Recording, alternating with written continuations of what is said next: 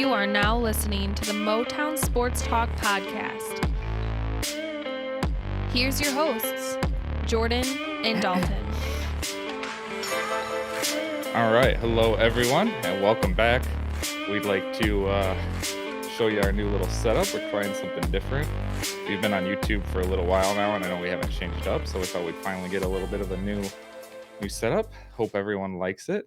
Let us know down in the comments what you think about it, if you approve or if you don't. Any other suggestions you think that we could add to make the show a little bit better. We're always open to new suggestions. We got a little kind of, I guess, end of the week update, kind of preview before the Minnesota Vikings, but we do have a lot to talk about. So let's just get right into it. First thing, breaking news this morning, the Lions have added Mohamed Sanu to the practice squad. I believe we worked him out sometime last week. I remember getting the update either earlier this week or late. I think it was earlier this way. I think it was like Monday or Tuesday we worked him out right after Galladay got hurt. So it just took all week, but we finally signed him. As all I could find is it's to the practice squad, and I couldn't find a corresponding move as to who we cut to make this happen as of right now, but I'm sure it'll be out very soon. I mean, I don't really know what to say about it. Obviously, we need wide receiver help, and he was cut from San Francisco for a reason, and he hasn't been signed to a team for a reason. So I mean, I guess it's good depth. He's a good tall wide receiver who can go out and catch, kind of fill in Galladay's position. What do you think about it, Dalton?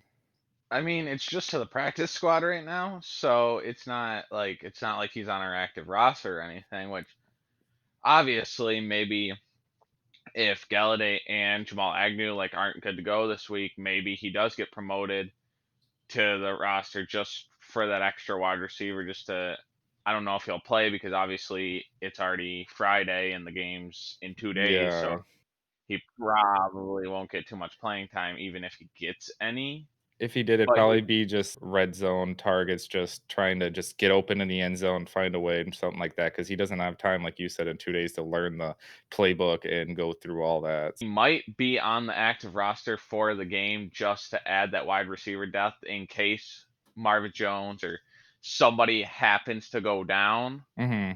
He might be there just to add that depth, but don't expect him to play a lot. Don't expect him, honestly. I'm probably would be surprised to even see him on the field, but I probably do expect him to be in uniform on the active roster. Yeah, like you said, I expect him to be active because all we have, especially if Agnew is out, we only have Marvin Jones, Marvin Hall, Quentin Cephas, and Danny Amendola.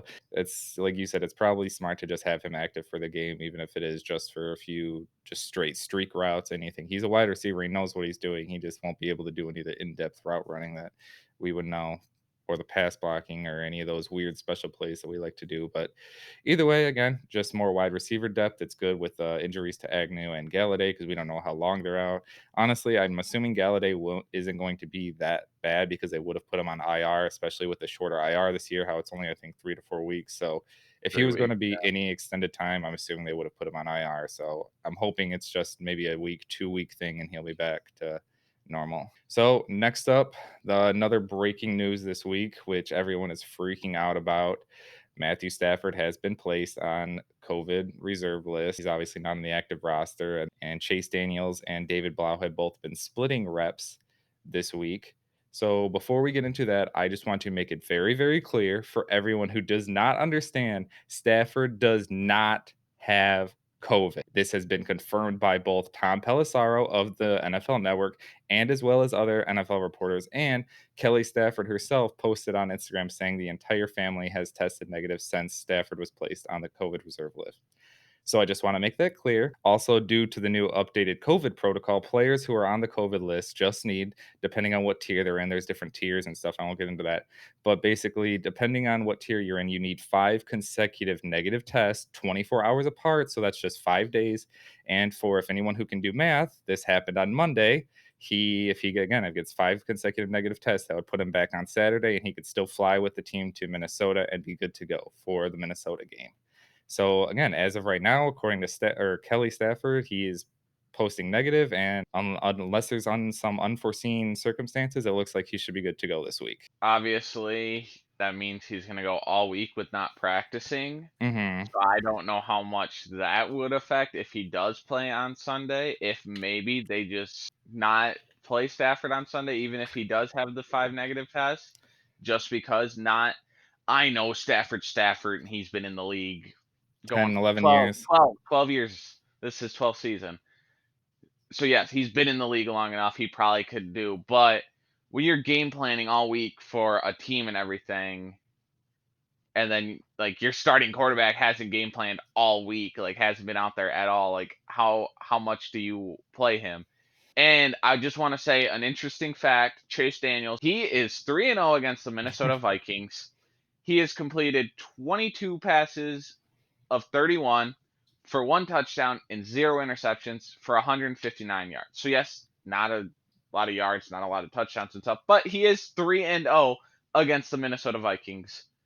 Never thrown an interception. So maybe if Stafford doesn't play, Chase Daniel plays, and he puts up his nice little 4-0 against the Vikings. Like, you never know what's possible. So it's not the end of the world if Stafford doesn't play this week, I don't think. Obviously, Chase Daniels has some good numbers against Minnesota. It could help, but if Stafford has 5 negative tests and can play, he's probably gonna play. Yeah, I agree with you. Like you said, if it's a whole week of no practice, it might be a little iffy. But as you mentioned, it is Stafford and in his 12th season, and he's been with the offense is pretty much the same. The only newest piece, we don't even really have. I mean, DeAndre Swift and I guess Mohamed Sanu, but like you said, he probably won't play if he does only a few plays this week. So I really don't think Stafford's going to have any issues. It's just if they had any specific plays they were trying to work on, those are probably going to get thrown out the window, like any specific trick plays or any specific design plays. They're probably just going to have to stick to the basic script, basic textbook plays, and hopefully rely on their defense a little bit more. All right, yeah, and I guess that's one other topic I do want to say. Okay, so this is the worst case scenario. Again, Stafford misses this week. That would be worst case scenario, obviously, unless there's an injury or something down the low. That's different. But regarding the COVID list, in worst case scenario, he would miss this game, and that'd be fine for the following week against the Washington football Washington team. football team. Yes, thank you. I've gone my whole life, but yes, the Washington football team. So either way, that's worst case scenario. And then if we have to decide who do we play between David Blau and Chase Daniels, obviously we're paying Chase Daniels that amount of money. He's the backup, but David Blau is the one who played half the season last year under Darrell Bevel. He knows the offense. He knows these players. He played with Amendola, Galladay, Jones, um, on Johnson. Like he knows the offense. He knows these players. So which one would you prefer under center? I know you just mentioned that he's undefeated against Minnesota and all that stuff, but I'm starting Chase Daniels, but if he's not looking good enough, or if just you just don't like what you're seeing out of him, then maybe put David Blau in there. But I feel like us paying Chase Daniels as much as we're paying him to be our backup, I feel like you kind of have to start him if Stafford's not available. exactly. And he's the more veteran leader, anyways. He's been in the league a long time, so he knows a little bit more about what he's doing than David Blau does. But kid, nothing against David Blau, but also just the fact that they were splitting first team reps kind of tells you right there that the coaching staff isn't even really sure who they prefer over the other. But again, we'll just have to wait and see. I'm sure Stafford will be fine to go, so we don't have to worry. But it's all just speculation. So transitioning into the next topic, obviously the Lions signed Everson Griffen last week. This is going to be the first week that he's active for the Lions. And he also did his first press conference this week since he's joined the Lions. And apparently, I'm not in the middle of the Vikings press conference and stuff, but apparently his former head coach, Mike Zimmer, just reported that he was a quote unquote good player. And that obviously Griffin took offense to that, be considering according to his reports, he said that Mike Zimmer was an amazing coach to him. He was a great coach to him, and for him to call him a good player really upset him and hurt him. And he said that he's going to show Zimmer a good player on Sunday. So I'm excited. I think he's really going to bring that fire and that energy to that defense. I think he's someone that we need out there. Like, if you just watched the Colts game this last week, you saw Darius Leonard on the Colts sideline. He was just getting everyone pumped up, the offense, the defense. He was running around, he was hyped up. And we don't really have anyone like that on the Lions anymore. It's like it seems like it's just dead. And I don't know, once we got rid of all those vocal players like Diggs, Snacks, Slay, all those players, like we don't have any fiery players like that. So I think having Griffin on the sideline, especially in a game like this against his former team, against the team he played 10, I think it was 10 years for, and did amazing for. So I'm excited to see what he can do for the Lions. Even though Trey Flowers is out, Romeo Cora has been doing amazing, and this is Griffin's first game back. He's got revenge. He's on his mind. He's got revenge against the Vikings, revenge against the Cowboys who traded him.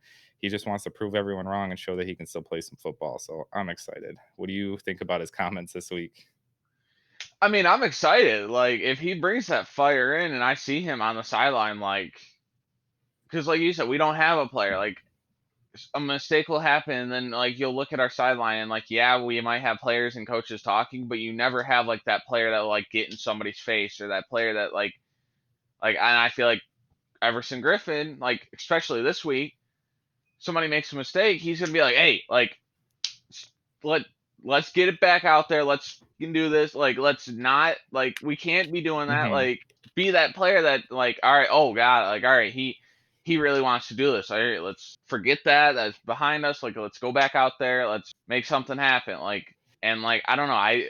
I will say I am a little excited about this week just because of that, because I Hmm. feel like he does really want to get revenge on Mike Zimmer, and how amazing would it be to say we blow out the Vikings and Griffin has 2 sacks, forced fumble or something, like Hmm. just balls out and has like a career game against the Vikings? That would be so amazing. And then honestly, Trey Flowers is on IR, so he will miss the next 3 weeks at least. But say Everson Griffen continues his, like, if he does good, continues his tear and goes on and has 3 good weeks. Trey Flowers comes back, to say we could have Romeo Cora, Trey Flowers, and an Everson Griffen on the same line. Yeah. And then we have it's a good stretch for him to go out because we're playing the obviously we have the Vikings this week, then we have the football team, the Panthers, and the Texans who all have bad offensive lines. So it is a good time for Trey Flowers to go down. I mean, obviously it's never a good time for a player to get injury, but it's better now But than when we're playing the Bucks, Packers, and I was gonna say that gives Romeo Cora time to just keep balling out with against bad O line, mhm, gives our defensive line time to gel, gives Everson Griffen time to gel with the rest of our offensive line and get back to that performance that he was at. I definitely think it's good that we're versing these bad O lines and that, to give Everson Griffen confidence mhm, to build towards. And then, like I said, like, if Flowers can come back after those 3 games, just 3 games, just missing 3 games, it will be good, because then you'll have a confident Everson Griffen. You'll have a confident D line with Romeo Cora obviously already having confidence because he's having a great year. mhm.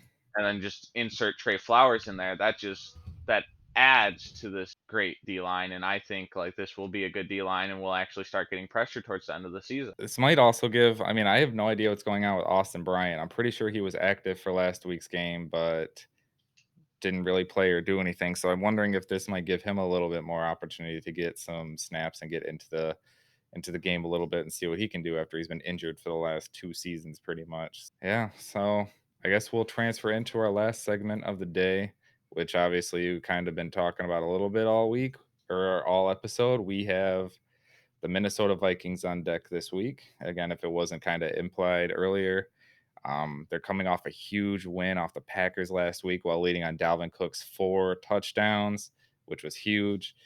They didn't look like the Packers could stop him at all. We kind of talked about in the last episode that it's like the Packers knew it was going to Dalvin Cook every play, but yet he still ran all over them. Don't know what happened. Don't know why they couldn't stop them. Even like you said, everyone at home knew it was going to Dalvin Cook, but he still just went all over If them. we can even, I don't think we can stop Dalvin Cook. I don't think that's possible. I think Dalvin Cook's one of those running backs that it's not somebody that you stop. But if we can slow him down Yes. and we can force Kirk Cousins into throwing the ball, we have a good chance. Hmm. Like, yes, Minnesota has Adam Thielen and Justin Jefferson, and they have like good wide receivers, but Kirk Cousins is not the quarterback you want No, to be and throwing. And if we can slow down Cook, to make it like a 3rd and short situation or something, or like a 3rd and 5 or something to where it's a throwing down, and you bring a little bit pressure, Hmm. Aurier and Jeff Okudah lock down Jefferson and Thielen, Hmm. I think we can obviously stop that team. I As long as we can slow down Dalvin Cook, that is all we need. Yeah, and like you said, we're not going to be able to stop him. You, especially the whole 60-minute game, 4-quarter game, you're not going to be able to stop him for that long. I mean, like I said, the Lions defense has looked good against the run, minus the first few weeks and minus last week against the Colts last week. But other than that, our run defense has been good the 2 to 3 weeks between that, where we are actually very disciplined against James Robinson and the Jags, who again, besides us, he has looked amazing this year. I think he's had close 80 over 80 or 100 yards in almost every game except the Lions. And then the same thing with Todd Gurley. He scored a couple touchdowns, but I don't think he broke 100 yards. And early in the game, he was held to I think like point 0.2 or 2.2 yards per carry, something like that. So it's like we're good. And again, they've talked about it on multiple shows, and former NFL players have said this. It all comes down to gap discipline. Running, stopping the run just comes down to knowing who you're blocking, knowing which gap you're protecting, and knowing where you're supposed to be going. Obviously, sometimes the offensive line can just outmove you and just create gaps, and there's nothing you can do about that. But when it comes to doing your job, all you have to do is know your gap, know your position, and know, again, maybe look, see where he's trying to cut to, and if you can make that play. Two players who have really improved lately since the bye week have both been Gerard Davis and Jeff Okudah. The secondaries look pretty good. Jeff Okudah has really improved I was gonna since, say Aurier's been good. yeah, and we haven't even had Okudah's Drew been Font out there. That's what I'm saying. that's yeah, and Justin Coleman didn't look the best last week, but it was his first game back. He Yeah. didn't get a full week of practice, And Philip so he Rivers was slinging it all over the field. I mean, when you how many players? I think there was like 10 players with the reception or something like that for the Colts. Like when they're slinging it all over the field like that, it's hard because normally, like you said, when we're playing the Vikings, they have what, two, three, maybe four guys. It's either Thielen, Jefferson, Rudolph, or Cook. You got four guys that you really have to attribute for. But then when it comes, like I said, the Colts, and he's slinging it all over the field, you can't dedicate one person because he's going to find someone who's open no matter what. So it's just, but yeah, our secondary has looked a lot better. They've improved a lot, especially Jeff Okudah, who looked, I think he was the bottom, like the third worst cornerback in the league the first couple of weeks, and now he's in the top 10 or top five in rookie cornerbacks for sure. I know that. So I'm pretty sure he's top 3 in rookie corners, if yeah. not number 1 or number 2. Yeah, he's really improved, and so I think that, like you said, is if we can hold their defense down and just, we're obviously not gonna be able to stop them. They do still have a good offense. I mean, it's not great. They're not clicking. Their quarterback's not the best, but they do still have a good offense. If they can get a good quarterback, that offense is scary. That's what I'm saying. Imagine if they had like a Kyler Murray or Or even Stafford, honestly. You yeah. put Stafford in that team, they're instantly 1,000 times better. Mhm. We'll talk about that another time, but yeah, so what are your what are your predictions for the week? I I'm still it's still up in the air for me. I don't know if it's going to be a win or a loss. It depends on what Lions team shows up and depends on what Vikings team shows up, honestly. If Exactly. we can slow down Cook and then force Kirk Cousins to throw the ball more, we have a high chance to win as long as our offense can actually go out and do something. But if we can't slow down Cook, I don't see us winning. Yeah, it's gonna be a tough one. It's in Minnesota too, and they are allowing fans, aren't they? I believe I so. I believe so. think every team's allowing some capacity of fans. It's just depending who has more and whatnot. But so yeah, I predict a win. I'm always an optimistic Lions fan.